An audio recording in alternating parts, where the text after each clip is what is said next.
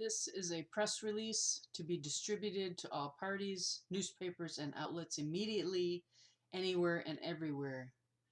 I am candidate Valerie L. Willis. I approve this ad and this ad paid for by the Willis for Congress Committee. Today's date is December 2nd, 2020, approximately 1:06 p.m. This is my announcement where Willis refuses to concede and Willis refuses to ever concede, along with announcement of pending lawsuit against State of Michigan et al. For stealing her votes, damaging her, and for violation of due process in regard to a fair vote and fair election process. Dear voters of the State of Michigan and all voters in these United States of America and the world, greetings and salutations on December 2nd, 2020. I am Valerie L. Willis, candidate for U.S. Senate, Michigan 2020, who ran on the ballot with the U.S. Taxpayer Party, also known nationally as the Constitution Party. Today, I make the following announcement about my U.S. Senate race in Michigan I just went through and was a witness to. I, Valerie Willis, in today's televised statement and video available on my website at willisforcongress.com, again, willisforcongress.com, which can be downloaded and shared everywhere, where candidate Willis will lay out her pathway to winning the U.S. Senate seat of Michigan 2020 due to the election fraud she personally witnessed, documented, signed, and swore an affidavit to, and provided over 300 pages of proofs of voting snapshots which showed election fraud, voting machine manipulation, vote manipulation, stealing of votes from Willis in a variety of ways. My opponent, John James, has conceded his race publicly in several arenas and is out of the running for this seat. Willis was third in line and now moves into the number 2 position right behind G.PETERS. I wish John James well, as he just purchased his beloved $2.3 million helicopter and is back to his life. He is officially out of the race. Willis is now number 2 in line for the seat, right behind alleged first position G.PETERS. Willis objects to his alleged win vociferously due to the amount of manipulation in the Michigan voter race and all the headlines, affidavits, and ongoing investigation. For example, dead people voting, more than 10,000 of them. Ballots changed from conservative candidates to Democrats by the machines. Ghost ballots showing up early in the morning with only Peter's name on it and no other candidates on them, proof of a fake ballot.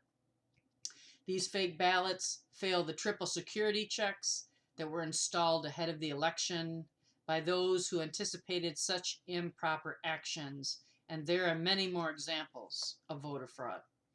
It is apparent there was manipulation and theft of votes from Willis as she watched it right before her eyes, having higher voter totals, then watching the numbers decrease. The day after the election and every day since then. This is all documented. Peters only won through fake stuffing of ballots from him and stealing votes from other candidates like Willis and other third-party candidates. Peters has been declared the winner by the Secretary of State certifying the election. The Attorney General is also involved, as is the governor. He has also been declared the winner by the Democratic Party of Michigan. They have all certified the fraud. Now it is our turn to root it out. December 1st, 2020 and onward, our Michigan House and Senate meet to discuss irregularities with this election and all candidates affected, which are all candidates that complain, and Willis is among them. The House and Senate of Michigan need to void the vote for the entire state of Michigan and vote themselves one by one for Willis, as G.PETERS will be removed due to voter fraud and manipulation of the vote. The Michigan House and Senate can vote Willis in as the winner as soon as the hearings are completed. Willis will be providing a sworn affidavit and more than 300 pages of proofs of her claim, and not only of my race, but for the presidential race as well. Her affidavits and proofs explain the following occurred. Willis was denied the right to a fair count. This violates due process. Willis was discriminated against. Willis had votes, then votes were taken away, and no one knows why or how many Willis lost. The way in which Willis votes were added to the cumulative total were also incorrectly tabulated and are suspect.